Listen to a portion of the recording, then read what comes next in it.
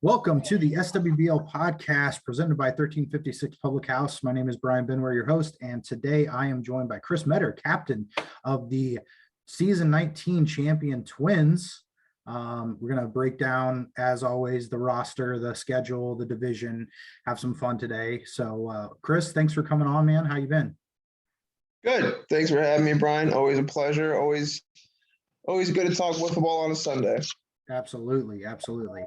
Well, let's dive into it. As I mentioned, obviously, and most people should know, if they don't, they're been out of touch, but you guys are the defending champs again. And you guys had a great season. You went 8-2 and won the championship in pretty deciding factor. So just kind of talk to me about last season, the run, the success, what made you guys, was there anything different from years past when you won that you felt was different last year, or did it just kind of feel like everything was clicking? So at the beginning of every year, we always say just make the playoffs. Ideally, don't play in the wild card game.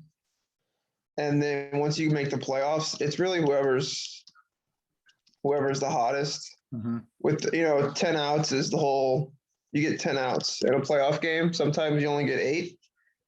So there's just a lot of variables can come in when you get down to just 10 outs or 8 outs. So we always say just make the playoffs, and then hopefully it's our turn to get lucky. And we're actually losing in the first round in the bottom of the fourth. And then we were down 8-0 to the Yankees in the championship. So we kind of hung around until our bats got hot. Yeah. And that's kind of our goal every year, is just stay in there until it's our turn. Yeah. Well, you had another really good year in the field, obviously. And then, Will and Spencer, but Will specifically had an amazing year on the mound for you guys last year. I believe he was second again in SWBL. Is that right? I think so. Yeah. 4 times. I think he's been second. Yeah. He's been on the verge a lot, and he's, he's the most dominant lefty we've ever had, but he's one of those guys that's always right at the top. And sometimes people forget about him a little bit in the sense when they're talking about star pitchers, but the guy's been consistently, in those rankings and in the final discussion for SWBL every year. So having a good pitcher and really too, when Spencer's on too, and even Edlow pitched a little bit last year. And, having the fielding that you have definitely makes a difference in my opinion. I think, having good fielding is huge. If you look at a lot of the winners in the past, 10 years or so, like most championship teams have a great left fielder, a really solid fielding. And I think fielding gets overlooked a little bit. I mean, obviously you and BK and you guys get a lot of glory for it, but at the same for individual performances. But I think from a team aspect, that goes a long way, especially when you pair it with good pitching. Yeah, I think especially in the playoffs, it's just natural. People are going to get nervous, and the runs are going to be lower than normal, and contact's going to be a little bit worse than normal. So it's just, especially in the playoffs, it's really important to have just solid fielding. There's a lot of things that don't show up, like just because you don't make an error on the play, there's a lot of hits that could have not been hits. It's not like you're turning hits into errors. You're taking hits and making them outs. Yeah. Which doesn't really show up, but we try to do that a lot. We try to just, like we said, there's only 8 outs or 10 outs in a game. So if you can steal 1 or 2 in a game, that's a lot. Yeah. I mean, it's a full inning there. And, another point to fielding too, is even with hits, if you have good fielding, you can limit runs still. You can keep people from scraping along and having earned runs like that if you're able to get the ball in quickly or make smart decisions with the ball, even when it is in play. So. Yeah, and it's really hard to score in our league without hitting a home run. Yeah. I bet if you looked at games, there'd be some games that didn't happen at all. So if you can just kind of limit the home runs, pitch to contact, don't walk anybody, that's kind of what we plan every year. Yeah. Well, today's podcast is going to be a bit of me picking your brain as a captain and your philosophy. I mean, your roster is one of the few who's had very much turnover. Technically, you did add Chris Overlord, but he is always unknown if he's going to be there. And even if he is, we don't know how much he would play, if at all. So really, I mean, the main group on the team is the same as last year, a bit of a run it back theme. Is that kind of the idea? Yeah, if it's not broke, don't change anything. So Yeah. same core four. We're lucky that Will is a good teammate and a good friend and is okay with splitting at bats with Edlow. Because Will could be a fourth hitter on a lot of teams and a good pitcher on a lot of teams as well. So we get lucky in that sense that everyone buys in. But yeah, we're going to run with the same people as last year. Yeah. Well, and those same five, all, we're all ranked in the top 20. You're the only team where every player is ranked in the top 20. And 3 of you are in the top 10 and 2 are in the top 3. So having, the reigning MVPs, which you've had for the past couple of years, certainly helps, as a captain saying, hey, we don't really need to add anybody. All of our guys are really, really good. And let's just kind of keep rolling with what we have and keep doing that. But is there a way you guys can improve? Like I wrote down, like, how do you improve over last year? Well, I wouldn't say we have dominant pitching. Will's a really good pitcher. I think it really helps that he comes from the left side. And we kind of just play, we play more matchups. We would prefer you not seeing the same pitcher twice. So if it's the playoffs and you've already seen Will, you're probably just going to get Spencer. And if you've seen Spencer, you're probably just going to get Will. We think that's more important than how well you're really pitching. Okay. It's just, seeing someone for the first time. Because if, again, you can just steal like 1 or 2 innings and it's kind of psychological at that point. So I guess our pitching, but we're not out here to be great pitchers. We're pitching to contact and hoping you hit it. Yeah. Well, it's interesting, listening to that answer in the sense of, a lot of people, and I think a lot of managers would say, like, we're going to go with the hot hand, right? Which is kind of the opposite of what you just said, especially when it comes to the playoffs. But, most people would say, hey, this pitcher's, more dialed in than this pitcher, even if they're really close. But the fact that you're saying, hey, you've seen Will, whether Will shut you out or not, we're going to go with Spencer. And that's an interesting take. As I was going to ask you, like, what your philosophy is on that sense. And then I can't remember, remind me, did you ever hit 5? Did you ever bat 5 last year in a game? No, I don't think we did. Okay. So you always bat 4. And I'm just curious why there's that decision. You ever see a matchup that you're like, we could do 5 and just go ahead and do that, but you choose not to? No, really, it just comes down to I'd rather have myself, Corey, and Spencer, even if it's just 1 extra at bat or 2 extra at bats. No disrespect, unless we're like not throwing the game, but trying to have just playing for fun. Is really the only time we would go with 5 at bats. It's just a lot of it exponentially decreases the at bats as you go along, and with people like Corey and Spencer, I don't want to take that bats away from them. Really, there's no variable that would overcome that. Yeah, that makes sense. I think that's why a lot of people try to stick to 4-man lineups. Some rosters and some contracts dictate that you have to go to 5-man sometimes, or you have to make a hard call and say, I'm batting this person over this person.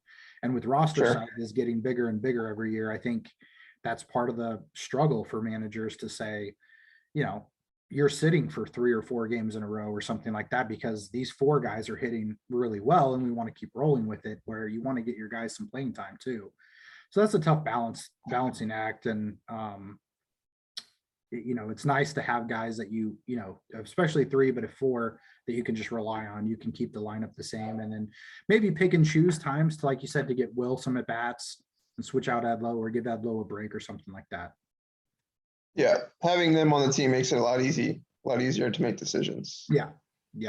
So, another question I had as a manager and trying to build a roster and coming off of our most successful season, but what makes you guys so consistent? I mean, you're one of, if not the most consistent team in the league. And you could say it's because just how good your players are. You could say it's because you've had the same players and there's a chemistry there. But what do you think it is? What do you think makes you guys so consistent? I think our team is more like a system. It's more like a system than anything. It's been ever since the Rays disbanded. It's been me, Edlow, and Spencer. I think you really need someone at the top of the lineup getting on base, not really getting home runs. Just don't get out. We always say that. Just don't get out. Like, you don't need to hit a home run. You don't need to hit a double. Just don't get out. And you'd be surprised how often good things happen. So I think someone at the top of the lineup needs to do that. You need someone at the bottom of the lineup that just goes for home runs. Just home run or strike out, go for it. We need runs. That's always been Edlow. And then you need someone in the middle who's going to produce the majority of your runs. And then the fourth person, just don't be a hindrance, just be league average. And if you've looked at it, we've had me, Spencer, and Edlow, and we've plugged in Jimmy Cole, Tyler Flackney, Corey, Will Rath. One year we won, and he was our really our third hitter. So it's more of a system. And if everyone just kind of does what they need to do, sure, we've gotten really lucky. Corey was, went off and it's amazing. But we kind of knew that was going to happen when the Royals let go of him. So we think that's why we're successful. It's kind of like a machine, and we've seen success with it. So it's really easy to trust something that, you've seen success with it. There's a lot less pressure after you win. It's a lot easier to kind of let loose and play. I was going to say, I think two kind of thoughts about what you just said. The first being that, when you've won at the rate you guys have won at and won championships, I would imagine there is less pressure, or maybe a better way to say it would be there's a lot of trust that it's going to work, right? That even if you get behind early or something like that, you have a team and a philosophy that's going to allow you to get either back in the game or win the game, and being able to trust that. And then my other thought was, like you said, you had kind of rotated a few people in there. Do you feel like for that maybe new player on the team, or that kind of add-in from your core, do you feel like there's less pressure on them too, because they know how good the rest of you are, in that they don't feel like there's as much added to their shoulders? No, I think there's a lot of pressure on that person. Okay. And I think they feel that. I definitely think at the beginning, I think Jimmy felt it, and then Tyler felt it. And then as we won more, it kind of got worse. But again, we get fortunate that Corey not only is we've been best friends. We've all been friends since middle school. Not only that, but he was incredible at wiffle ball. So, I mean, we just got really lucky that he slid right into the third spot. He's not going to feel pressure, with us. We've been friends forever. He's not going to feel pressure with us on his team. And especially after winning one, he's just going to be able to play free. Yeah. Another question I had, you had mentioned obviously not pitching guys twice against the team, but how do you choose who you're pitching? Let's say it's interleague, right? You're only going to face them once, and then if playoffs come, you can make that decision later. But how are you deciding when to pitch Will and when to pitch Spencer, or even pitch an Edlow or somebody else? So Will's always going to get the new people, the new players. If you have an expansion team or the Marlins, Will's going to get them because he's the only lefty you're going to see in the whole league. He comes from super wide, and his main pitch is a slider that you're not going to see from any other pitcher. Mm-hmm. And you might catch on in a couple innings, but at that point it won't matter. So Will always gets the new people, and then we kind of just play with how our season's going. Spencer usually wants to pitch against the best teams, and that may be to save Will for them against the playoffs, or maybe because we want to win that game. But we kind of decide as a team, and if Spencer really wants to pitch, then he's probably going to pitch. Okay. But in the championship, Will got down 8-0, and Spencer said, "I want to come in." So okay. So you kind of leave it up to your guys. Spencer sort of maybe can say, I really want this team. With that Yeah. being said, this year, there's no new, well, there's new teams, but they're all old players. And in the Orioles case, really old players. But we only have 4 rookies this year, which is maybe the least amount we've ever had. I'm not positive on that. So in that sense, with there not being as much new, is it still like, hey, the Marlins are still only in their 3rd year, so Will's going to get them still because he's still that much different? And we're gonna, maybe the Rockies get him because they have 2 rookies, 2 of their 5 are rookies. How does that play in with the fact that there's not a lot of new players, not necessarily new teams? Yeah, we'll probably go with the teams that we aren't expecting to see in the playoffs. We usually go with Will. Okay. That because, off chance they do make the playoffs, we'll still have Spencer to throw against them. And then Spencer almost eats innings against really good teams in the regular season. So we'll throw Spencer out there against the really good teams. And, we may split those games, but at least we have Will still available for the playoffs. And Spencer can change his pitching quite a bit from game to game. Yeah. So he can really become a completely different pitcher when he wants to be. Nice. Well, that's going to lead us into, the division and kind of talking a little bit about matchups here. And you guys are, the top seed in the Ketty Ice Centers division, followed by the Rockies and the Marlins. So what were your, I know you were at the division draw and we got a little bit of your feedback, but just to remind everybody, what were your initial thoughts on the draw that you got? What are you guys thinking going into season 20? Well, we're excited for our draw. I mean, all the teams are pretty good this year. There's no real soft spots. I think getting the Marlins is probably fortunate for us. They'll probably be pre-ranked last. Mm-hmm. So just mathematically, that's the most fortunate. But being the returning champs, I'd probably say that's not undeserved. But very, very fortunate that it worked out for us. We have the Rockies, which we always fight very well against. We've had a lot of clashes with the Rockies over the years, and they've, beaten us a fair amount of times. Mm-hmm. So we're going to go in hoping to split with the Rockies, hoping to sweep the Marlins. And then at that point, really just find 3 other wins somewhere. And we'll be happy with that. So 6-4 is like, yeah, with 9 people, you got to make it at 6-4. So that's usually our goal every year. And then, if we come out 6-1, then we'll adjust our goal and try to avoid the playing game or something. Well, we did a schedule release podcast, and we had Ed Lowe and John Calloway on, and we kind of discussed different things. And one of the things we did was an over under, and I'm not sure if you heard it, but you guys, I set your over under the highest. Sorry. Being the defending champs, having an 8-2 season, returning all your guys, I set the over under at 8.5. It seems doable, but it also seems, hard to do because you guys got to 8. So technically you would have been under last year, but you still won the championship. So I don't know. Any thoughts on that, I guess, is my point. I mean, we talked about the final record, but I think 8.5 is a lot. Yeah. I think over 8.5 would definitely be plus money. I think 8 is probably the highest an SWBL win total should be at. 7.5 is probably where I would put the best team every year. Okay. Just 8 wins is hard. 8 wins is really hard to get.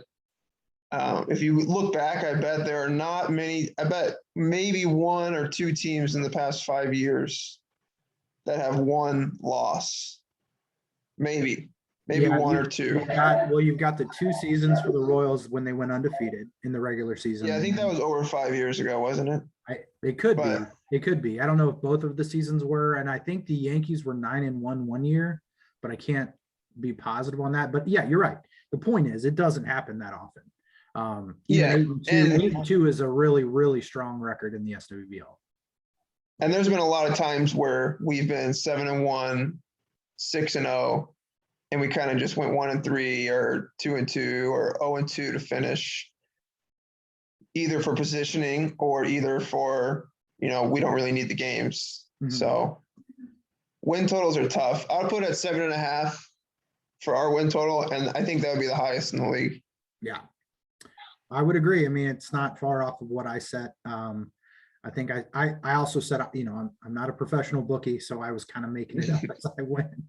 But speaking of the schedule, and we were talking about that, you guys have to me, my first thought was that you had a really balanced schedule. You don't have too many early games. I mean, I think your earliest game is, well, you have an 8 o'clock game, I guess, on Saturday. So earlier. And then you have 2 games Monday. So, when you got the schedule, when it came out, what were your initial thoughts? Did you circle a game? Hey, this is, a really important game for us. Do you not really look at it that way? Do you really look at times, or, what were your thoughts on the schedule? We try to find, we're just looking for 6 wins on the schedule. I do like that 2 games are on Monday. I think the more delayed your games are, the more things are already decided.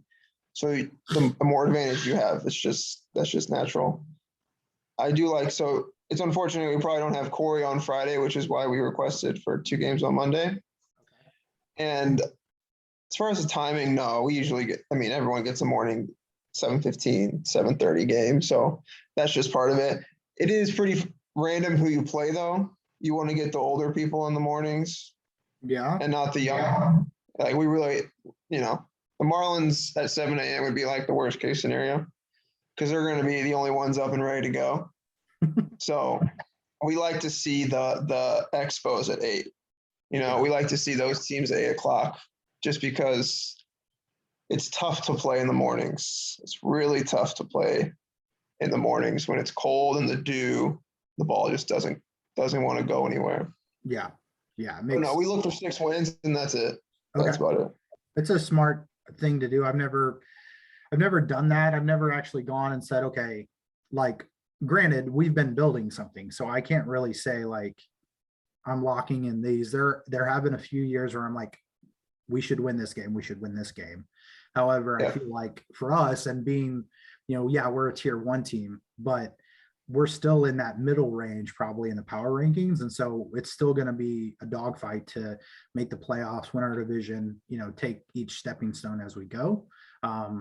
So I haven't done that, but that's, a smart way to do it. And I kind of let my guys, like you said, with pitching, I kind of let them at least tell me who they really like to pitch against, who they feel really confident in, and then go from there. But usually when I get the schedule, I look for, okay, well, what's going to be the hard stretch, or what's going to be the hard matchup, either based on time or matchup. So looking at 6 wins, because I think I could find 6 wins. We'll see. But speaking of power rankings, the hitting, fielding, and pitching rankings came out recently, and then the power rankings are going to be coming out soon. And I think you kind of mentioned it, but my first question was like, where do you think you'll be ranked, and then where should you be ranked? For the team, for which overall category? Teams? Yeah, overall teams. I think we should be middle of the road for pitching. Probably 4 or 5. Either one would probably be fair. I think fielding, we should probably be number 1. And hitting, I think we should probably be number 1. Okay. Well, you're pretty close, because you actually you are number 1 in hitting and fielding. And then pitching, you actually came in at 3rd. I think I saw that. Yeah. Yeah. So you got some of the higher overall ranks for each facet of the game. So do you think with 2 1s, that's going to probably have you guys end up being the number 1 ranked team going into the season? Surely it will be. We probably should be the number 1 ranked team just based off last year. I think, I honestly think the White Sox would have the best argument outside of us for the number 1 seed, but for the number 1 pre-rank, but we're fine with it. We were fine with it last year. Yeah. I mean, it doesn't really mean. That's interesting that you picked the White Sox. They're a brand new team. And while we know Yeah, I the really like players, the White Sox this year. yeah, why we know the players, and I'm a huge fan of John, obviously being on the Astros last year, and I like what he's built, but we still haven't seen them play wiffle ball together as a team. So it's interesting that you picked the White Sox. How come you're so high on them? First off, I like their fielding. I like John, Ty, Jackson. Jackson's probably the best fielding non-fielder like in the league. Yeah. So I think anywhere you put those three, you're going to limit some runs, and you have Jackson pitching, which is going to help. I think they can all hit, and I think vibes matter. And I think them all being very close and good friends with the addition of Ty, I think that matters, especially when things go bad. So that's why I'm so high on them. Yeah. Well, yeah, I was going to mention something, but I'm going to leave it for the podcast when John's comes out. So it was going to be a little breaking news, but it's not going to happen. So, Okay. yeah, so I'll tell you later. Let's, since we're on another division, the rest of the White Sox divisions, the Yankees and the Expos. So why don't you go ahead and pick a winner from that one? I'm guessing you're going to go with the White Sox. White Sox or the Yankees? Yeah, I'm gonna go with the or White the Sox. Expos, or the Expos. Or the Expos. I'm gonna go with the White Sox. Okay. And in the Cardinal Blinds division, you've got the Astros, the Athletics, and the Orioles. So who would you say is going to win that division? I'm not an instant believer in the Orioles just yet. I want to see them. Honestly, I want to see them field, and I think their pitching will be fine. And might be concerned about their hitting, so I'm going to go with the Astros, actually. All right. And then go ahead and pick a winner from your division. I'm going to say that the Rockies are going to win our division. Really? Yeah. Interesting. Not picking your own team. You're one of the first ones to do that, actually. So never picking my team. And then go ahead and pick two wild cards. Well, that would make us one of the wild cards. I'm not bumping us from the playoffs. And then Orioles or Yankees, I guess. I'm going to go with the Orioles. Okay. So Gus will be sitting out the playoffs on his new team. That'll be a fun one. It'll be. He's used to it. Yeah. Well, poor guy. I don't feel bad. I don't feel bad. Yeah. I just had Scott's interview, and we were talking about obviously a bit of a new era for Yankees wiffle ball, and the loss of Jackson and that kind of splitting up the core that he's had for so long. But then you get Gus, and Gus is so good, and you're like, yeah. So, but it's a new team. I don't think a new team has ever done well, like in the history of the league. Well, technically the Phillies were pretty good. Yeah. That was the second year after, right? Or the first year? What year did you win? I thought how many years were you the Phillies? That wasn't the first year of the Phillies. The first year of the Phillies, we lost, I think. Okay. You know what? No, we did win. You're right. I was going to say, because I was like, I don't think we were talking about how they were only around for 1 year. Yeah. It was only a 1 year thing. Yeah. I mean, might as well just forget that you guys were ever called that and just go back. Can't believe well, Sam just added it to the Twins banner. He didn't even give us a Phillies banner. Oh, really? Nice. Yeah. It doesn't even recognize the organization. Yeah. Well, we were talking about new teams, and for forever, new teams, expansion teams, the only goal was don't go 0-10, and until the Astros and technically the Phillies, right? The Phillies were the one team that was sort of the anomaly, but until the Astros, we went 1-9 that year. So we were the first expansion team to never go 0-10. And even back to the Marlins, they went 0-10 their first year. So we were talking about it, and it's hard to say that these two expansion teams are going to go 0-10. It certainly seems like these two teams are definitely in the talks to make the playoffs We'll see what happens with them, but it's different going into a season with a brand new team, but with familiar faces. Yeah, I think it's good for the league. I think it'll be more balanced. I think like we were just going through the playoffs, there's going to be someone that gets left out. Yeah. And we didn't even mention a couple teams. So yeah. And last year was a bit of a fight. I mean, you had the Astros won the division with the 6-4 record, but the Rockies, who were in second in that division, also made the playoffs with the 6-4 record.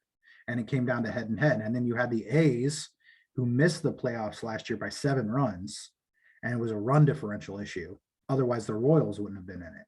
So there was a lot of teams right on the cusp of making it. And I agree. I think that trend is going to continue, especially if we have the same teams and we don't have a ton of turnover like we have this year. I'm not saying that is going to happen, but if we can keep having, even if rosters change a little bit, if we don't have as much turnover, I think there's going to be a lot more excitement around what could happen in the coming years. Yeah, I think it's good. I think it's good to have new faces in the playoffs and new teams getting their shot. Yeah, absolutely. All right. Well, we are going to get into the unknown rapid fire edition. It's 10 questions. I'm going to have to change one because we've already answered one of the questions I was going to ask you. So I'll make one up on the fly here. But in season 20, who will be the Twins team MVP? Ed Lodonen. Ed Lodonen. Favorite 2000s song? Somebody Else by the 1975. All right. Nice. That's a deep cut there. Who will lead the league in strikeouts as a pitcher in season 20? Jackson. Favorite team to play against? The A's. The A's. All right. If you were not the captain of the Twins, what team would you want to play on? I would like to play on currently probably the White Sox. Okay. Favorite place to order lunch during the season? McAllister's. Good one. That's a new addition to this. Yeah, I'm a little bougie. Yeah. Who will lead the league in RBIs in season 20?